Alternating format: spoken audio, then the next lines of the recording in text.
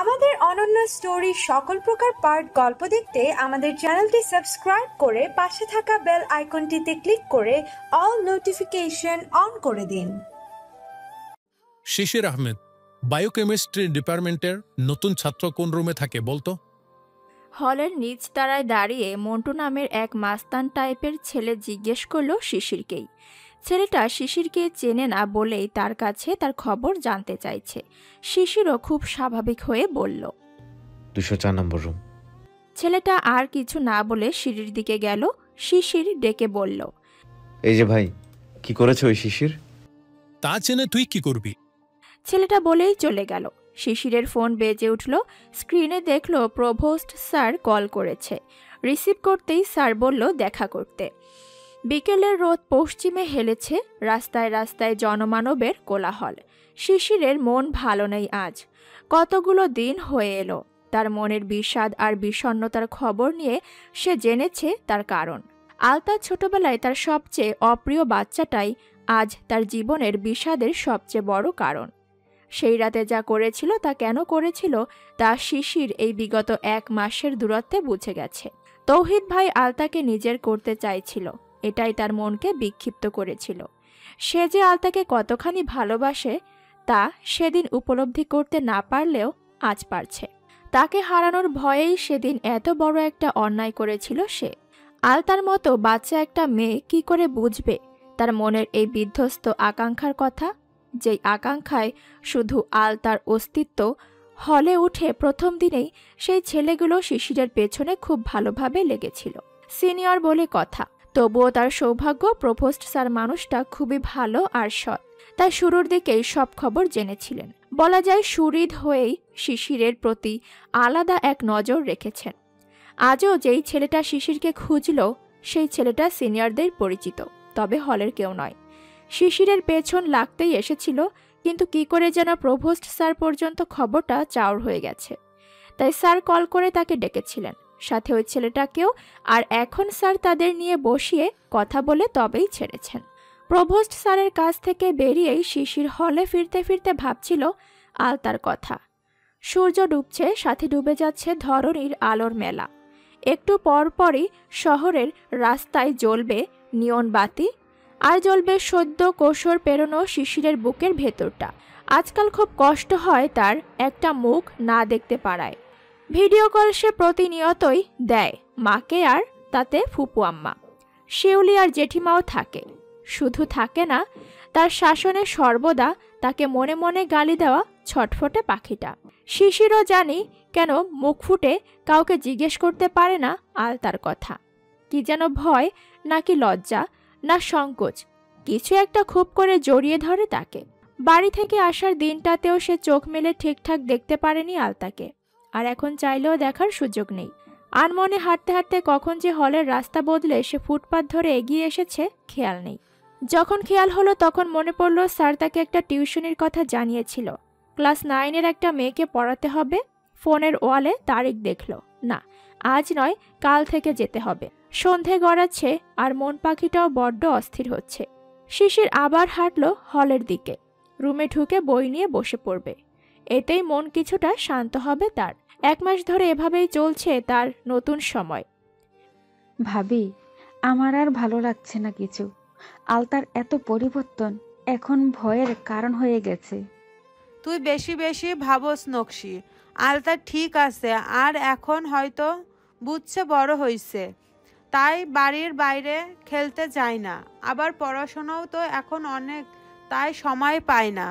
শিফা আশ্বস্ত করতে চাইল নকশিকে, কিন্তু নকশির মন কিছুতেই মানছে না। তার মনে হচ্ছে আলতা কোনো রকম কিছুতে চরম বিস্ময়ে আছে।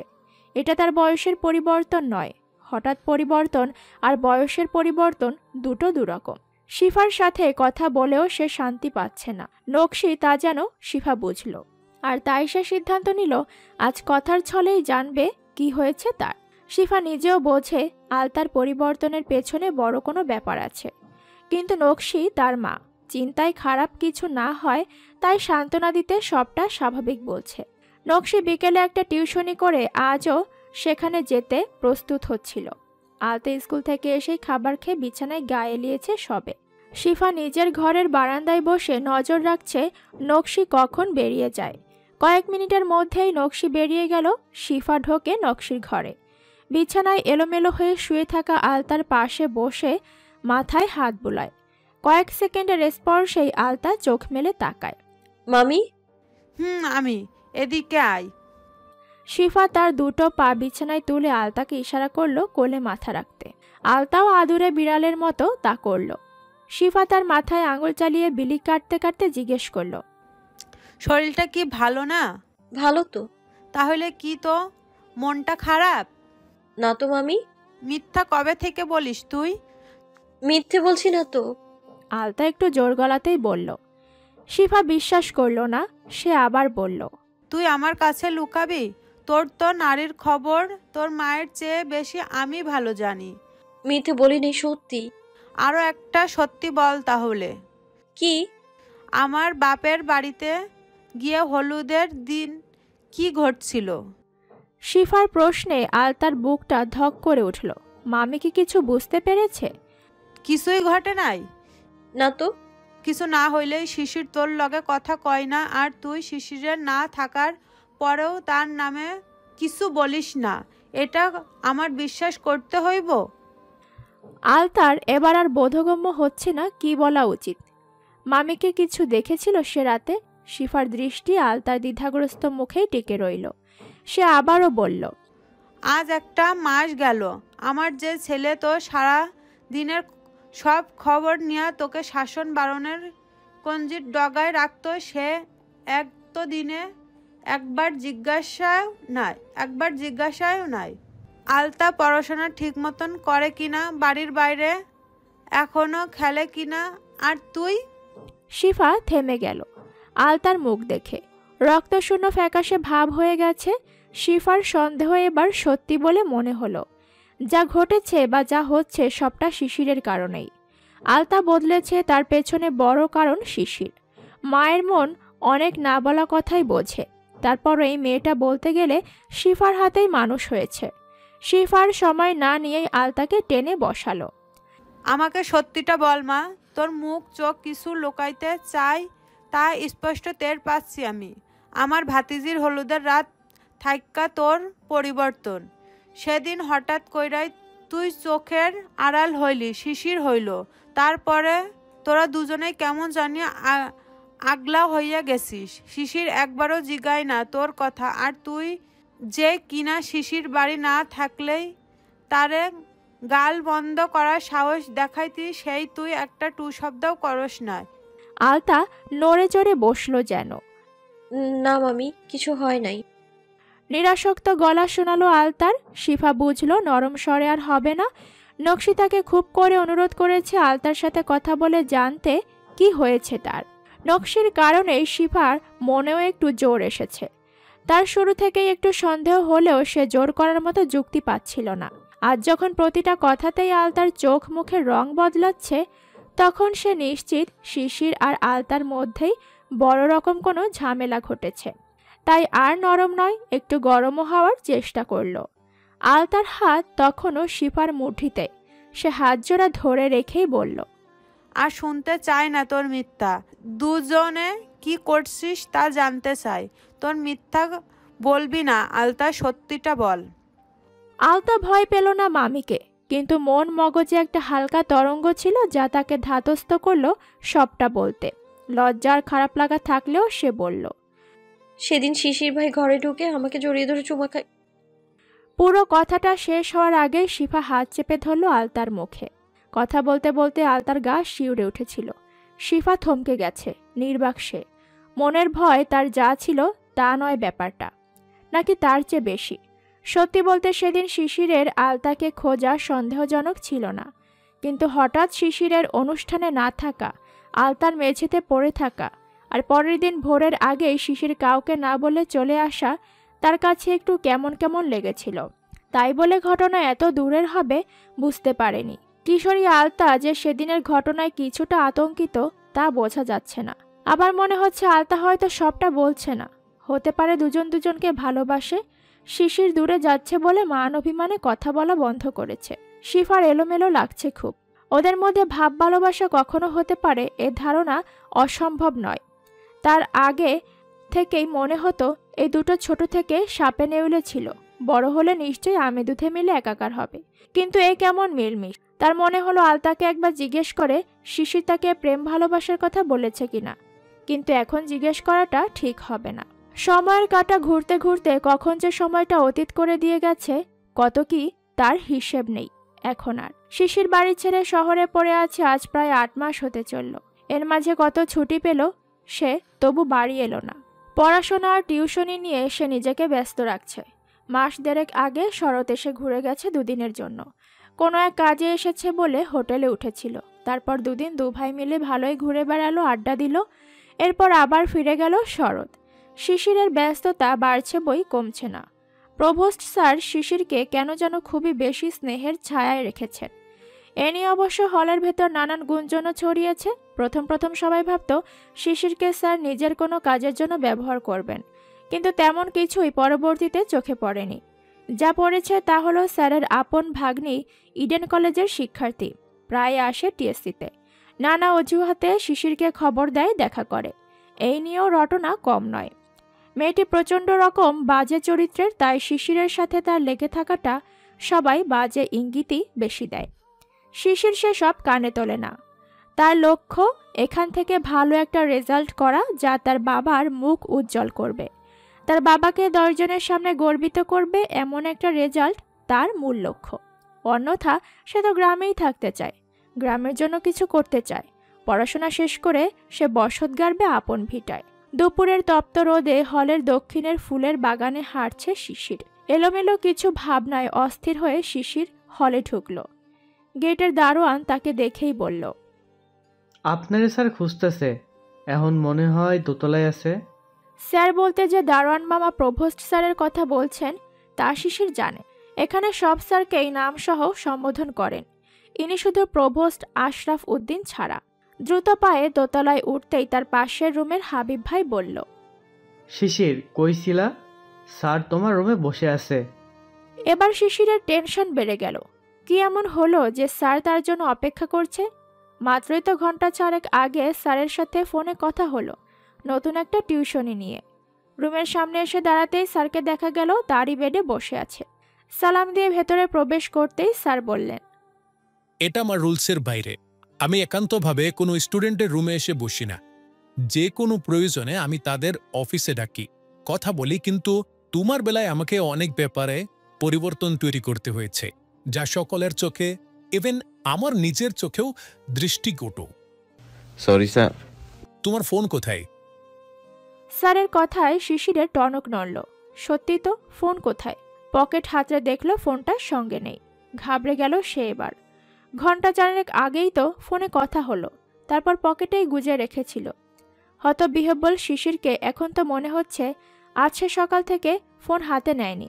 স্যার শিশিরকে লক্ষ্য করে বললেন, তোমাকে এই শহরে পাঠানো হয়েছে পড়াশোনা করার জন্য। বাবার স্বপ্ন ছেলে তার স্বপ্নের বিদ্যালয়ে পড়বে, উজ্জ্বল নক্ষত্রের মতো জ্বলজ্বল করবে তার সেই পড়াশোনা। সৌভাগ্যক্রমে তুমি হয়েছ মেধাবী।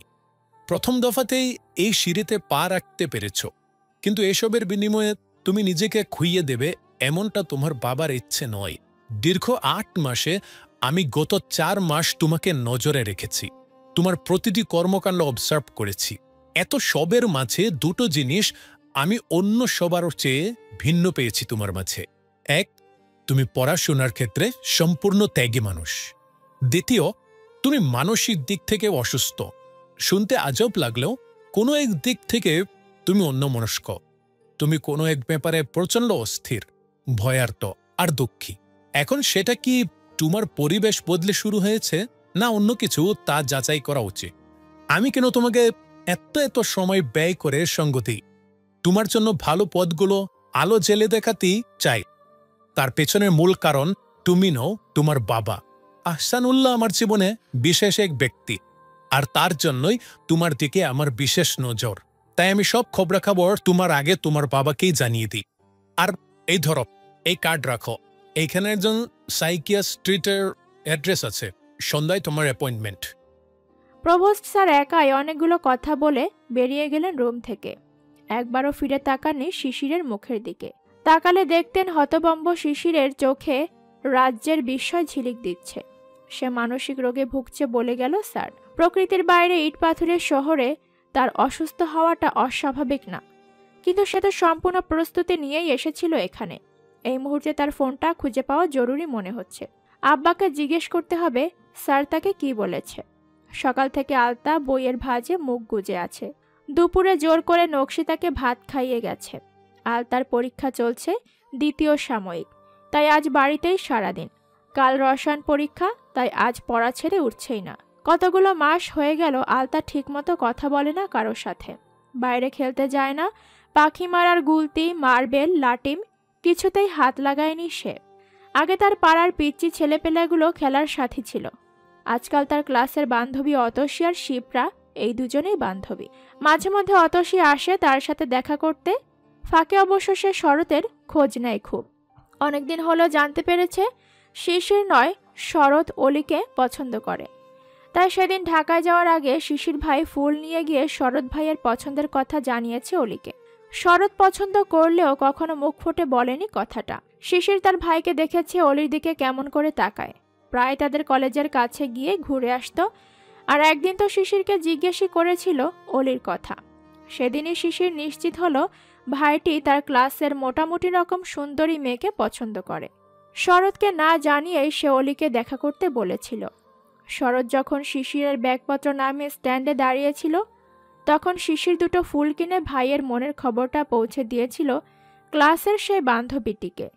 আর তাতেই রেগে ফুল ছুঁড়েছিল অলি। তার এক কথা, পছন্দ কি তুমি করো?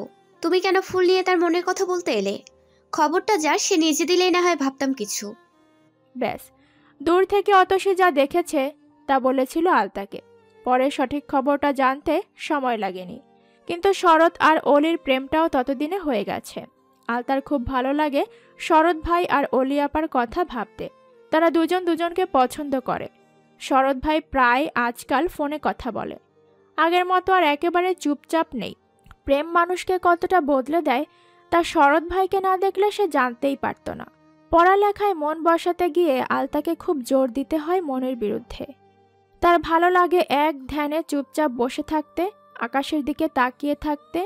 ঝুম বৃষ্টির রাতে জানালার পাল্লা খুলে হাত বাড়িয়ে আঙুল ভেজাতেও ভালো লাগে।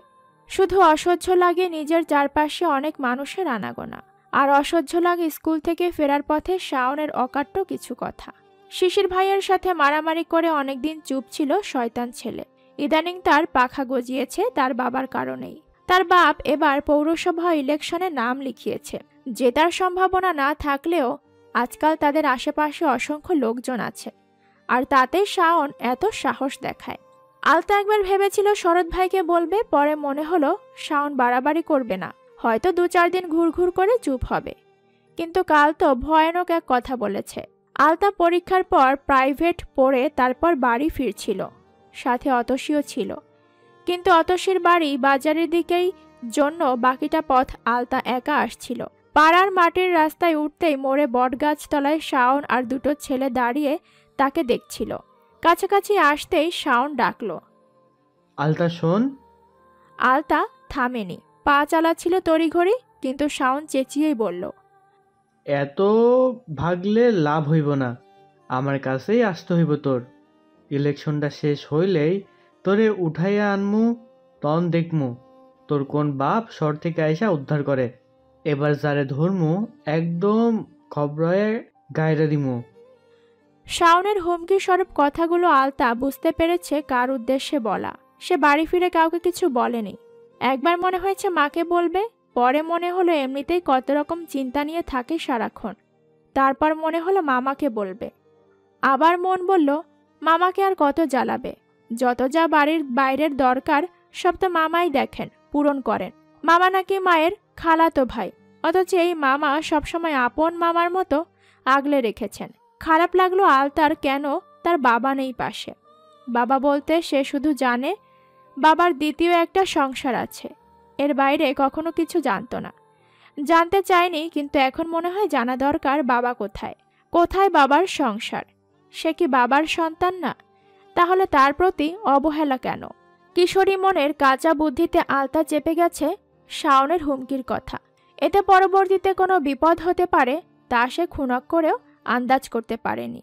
ঋতুচক্রে এবার শীতের শুরু, আলতার মন খারাপ দিয়েই। সেই যে শিশির গেল তার নতুন কুড়ির মতন কচি কিশোরী দেহ ছুঁয়ে, এরপর আর সে কচি কিশোরী মন আগের মতো রইল না। দিবানিশিয়া ঘোরের মাঝে নিজেকে লুকিয়ে সে উপলব্ধি করার এক প্রয়াস নিয়ে বেঁচে আছে। সবটা উপলব্ধি শিশিরকে নিয়ে। শিশিরের করা সেই দুঃসাহসিক আচরণ ঠিক ছিল নাকি ভুল, তারই এক বিবৃতি খুঁজে বেড়ায় অবুঝ মন। অথচ কি পাষাণ সেই ছেলেটা, যার জন্য অবাধ্য অবুঝ আলতা নিজেকে মুঠোবন্দি করে রাখছে। হেমন্তের সকালকে বড় অপেক্ষা নিয়ে কাটিয়ে এবার শীতের রাত গুনছে সে রাত জাগা হুতুমের মতো। আগামী সপ্তাহে নির্বাচন, আর তার দুদিন পরই শিউলিয়াপার বিয়ে। বাড়িতে কত কাজকর্ম হট্টকল বেঁধেই আছে কাল থেকে। কালই বিয়ের তারিখ ঠিক হয়েছে, আর কালই মামি শিশির ভাইকে বাড়ি আসতে বলেছে। শিশির বাড়ি ছেড়ে গেছে আজ কতগুলো মাস পার হলো। কখনো আলতা উদ্গ্রীব হয় না তাকে একটাবার দেখতে, তার সাথে কথা বলতে। অথচ কাল হঠাৎ কি হলো কে জানে। মামির মুখে শিশির ভাইয়ের আসার কথা শোনার পর থেকে বুকের ভেতর ছলাৎ ছলাৎ এক তরঙ্গের ধ্বনি শুনতে পাচ্ছে সে। রাত ভোর হয়ে কখন যে সকাল শুরু হয়েছে দু চোখের জাগ্রত পাতা তার কিছুতেই বুঝতে পারেনি। সকালে মা যখন তাকে ডাকতে গিয়ে গায়ে হাত দিল তখন দেখলো আলতা জেগে আছে। নকশি অবাক হয়ে প্রশ্ন করল, কি রে, তুই ঘুমাসনি? মায়ের প্রশ্নে হকচকিয়ে যায় আলতা। আমতা আমতা করে বলল, একটু আগেই ঘুম ভেঙেছে। নকশি কথাটা বিশ্বাস করল না। তার মুখ দেখে তা বোঝার উপায় নেই। ঘুমকাতুরে মেয়ে, তার যে কোনো অবস্থাতেই সকালের ঘুম থেকে কখনোই ডাক ছাড়া সে উঠতে পারেনি, আর আজ বলছে তার নাকি আপনা আপনি ঘুম ভেঙেছে। নকশি ঘর ছেড়ে বেরিয়ে কলপারে যেতে যেতে ভাবছে এতগুলো মাসেও মেয়েটার সমস্যা সে ধরতে পারল না কেন। আলতাও বিছানা ছেড়ে প্রথমেই ঘরের বেড়ায় লাগানো আয়নাটার সামনে দাঁড়ালো। গভীর মনোযোগে একবার তাকালো নিজের মুখটাতে। চোখ দুটো ফোলা, ডান কাতে শুয়ে থাকায় গালটা একদম রক্তরাঙা হয়ে আছে। নাকের ডগায় একপাশে ছোট্ট একটা তিল আছে তার। একটু খুঁটিয়ে সেটাও দেখলো। তারপরই চোখ পড়ল রক্তজবার মতো লালচে চিকন দুটো ঠোঁট। সাথে সাথে গা শিউরে উঠল তার। কয়েক মাস আগে এই ওষ্ঠ অধরপিষ্ট হয়েছিল শিশিরের ঠোঁটের ভাঁজে। নিজের অজান্তেই আলতার ভেতর বাহির সবটাতে যেন এক ভীষণ ভয়ানক ঢেউ আছড়ে পড়ল শিশির নামের। এ যে এক ভালো লাগা না অন্য কিছু, কিছুতেই তার মন ঠাউরাতে পারছে না। আজকাল ক্লাসের ফাঁকে প্রায় সে শিপ্রার কাছে প্রেম কাহিনী শোনে। রাজ্যের সকল প্রেমিক প্রেমিকার গল্প যেন শিপ্রাই জানে। নিষিদ্ধ এক ভালো লাগার তৈরি হয় সেই গল্প শুনে, আর তৎক্ষণাৎ মনের ভেতর মাথাচাড়া দিয়ে ওঠে শিশির বেলা। কোনো এক শীত সকালে শিশিরে ভেজা ঘাসের পরে বসে শিশির আর আলতা মন ভোলানো কল্পনা সাজায়। তার বান্ধবী অতসী নতুন নতুন প্রেমে পড়েছে। সেই বান্ধবীও এসে প্রেমিকের গল্প করে। তার মা তাদের সমাজ ক্লাস নেয়। সেই ক্লাসেই পড়ার ফাঁকে বয়সের দোষ বলে কিছু কথা জানিয়েছে। মেয়ে নয়, শুধু ছেলেদের উদ্দেশ্যেও বলেছিল কিছু কথা। আবেগী বয়স, রঙিন পাখনা আর জগৎ সংসারের আসল রূপ সবকিছুতেই অবগত করানোর এক অনন্য চেষ্টা ছিল নকশির। তার ধারণা এটাই সঠিক সময় ছেলে মেয়েগুলোকে সাবধান করার। আলতা তার মায়ের বলা সব কথা মনোযোগ দিয়ে শুনেছে। মনে মনে প্রতিজ্ঞাও করেছে সে সতর্ক থাকবে, প্রেম ভালোবাসার মোহে নিজেকে ভাসাবে না। কিন্তু হায়, এ তার কি হলো? এতদিন শিশিরের ওপর আলগা এক অভিমান না রাগ যেন পাতলা আস্তরণের মতো জমেছিল। কাল থেকে হঠাৎ করে সেই আস্তরণ থাকছে না মনের ওপর। তার অজান্তেই মন শিশিরের অপেক্ষায় জ্বলে যাচ্ছে। হঠাৎ করেই এক অদম্য পিপাসা জেগে গেছে শিশিরকে এক পলক দেখার। আচ্ছা, শিশির ভাইও কি ভাবে তাকে একটাবার দেখার কথা? কই এতগুলো দিনে কখনোই তো মা কিংবা মামিকে জিজ্ঞেস করেনি আলতা কেমন আছে। একটাবারও জানতে চায়নি আলতা ঠিকমতো পড়াশোনা করছে। অভিমানের মেঘ জড়ো হয়ে গেল মনের আঙিনাতে। আলতার মনে হলো আজ দিনটা ভারী অস্থিরতায় কাটবে। শিউলি আপার পাশে বসে 2 মাস পরে এইচএসসি ফাইনাল পরীক্ষা দেবে, আর ঠিক এ সময় এসে জুটল খুব ভালো এক বিয়ের প্রস্তাব। শরৎ বোনকে আরও পড়াবে বলে প্রথমে বিয়েতে অমত করলেও পরে পাত্রের খোঁজ নিয়ে আর দেরি করেনি। পাত্রের বাড়িঘর দেখতে যাওয়ার দিন কথা ছিল শিশির আসবে, কিন্তু তার কোন ছাত্রীর পরীক্ষার জন্য আসতে পারেনি। আলতা সেদিনও শিশিরকে নিয়ে এতটা ভাবেনি, কিন্তু এখন তার ভাবনা কিছুতেই সরছে না। শিউলি তার ঘরে বসে হাতের নখে মেহেদি দিচ্ছিল, আর আলতাকে ডাকলো চুলে একটু তেল মেখে দিতে। আলতা তেলের বাটি নিয়ে বিছানায় বসতেই শিউলি পিড়ি পেতে নিচে বসল। আঙুলের ডগায় বাটি থেকে তেল নিয়ে কয়েকবার শিউলির চুলে দেওয়ার পর ঘুমে আর বসতেই পারল না। প্রচণ্ড রকম বিরক্তিতে তেতো হয়ে ধমকে উঠল শিউলি। কি শুরু করলি আলতা? তেল না দিয়ে ঝিমাচ্ছিস কেন? রাতভর কি না ঘুমিয়ে চুরি করেছিলি? আকস্মিক ধমকে চমকে তাকালো আলতা। ঘুম তার চোখে আঠার মতো লেগে আছে। শিউলির ধমকে সে চমকে গেল, ঘুম দূর হয়নি এক বিন্দু। কোনো মতে বলল, আমার অনেক ঘুম পাচ্ছে আপা, আমি তেল দিতে পারবো না এখন। একথার পর আর আলতার হুঁশ নেই। সে বালিশ টেনে সেখানেই শুয়ে পড়ল। বিড় করে দু চারটা গাল পেরে শিউলি তেলের বাটি নিয়ে চলে গেল কাকির কাছে। আবহাওয়া পরিবর্তন হচ্ছে গ্রামের দিকে, শহরে এখনো কিছুই টের পাওয়া যাচ্ছে না। শিশিরের মনে হয়েছিল এবারের শীতটাকে সে খুব মিস করবে, কিন্তু কাল মায়ের কাছে শিউলির বিয়ের কথা শুনে একটু স্বস্তি হলো। আপাতত পড়াশোনাতেও একটু ফাঁক দেওয়ার সুযোগ হয়েছে, যদিও তা তাকে ফিরেই একদম নাকানি চুবানি অবস্থায় পড়তে হবে। তবুও এবার একটু ফেরা দরকার আপন সেই পুরনো নীড়ে। দেখা দরকার আপন মানুষগুলো কেমন আছে, তারা আর তার শাসনের বেড়িবাঁধ থেকে ছাড়া পেয়ে কেমন আছে সেই চঞ্চল পাখিটা। আলতার কথা মনে হতে শিশিরের ঠোঁটে এক চিলতে রহস্যজনক হাসি ফুটল। সেই হাসির অর্থ তার নিজের কাছে দুর্ভেদ্য। সময় কত দ্রুত বদলে দিল তাকে নাকি তাদের। আম্মা ভীষণ পেঁচিয়ে কথা বলে কয়েক মাস ধরে। প্রায় প্রত্যেক কথাতেই আলতাকে টেনে আনে। আলতারও নাকি খুব পরিবর্তন ঘটেছে, কিন্তু সেই পরিবর্তনগুলো কি তা খুব সতর্কতার সাথে লুকিয়ে যায় আম্মা।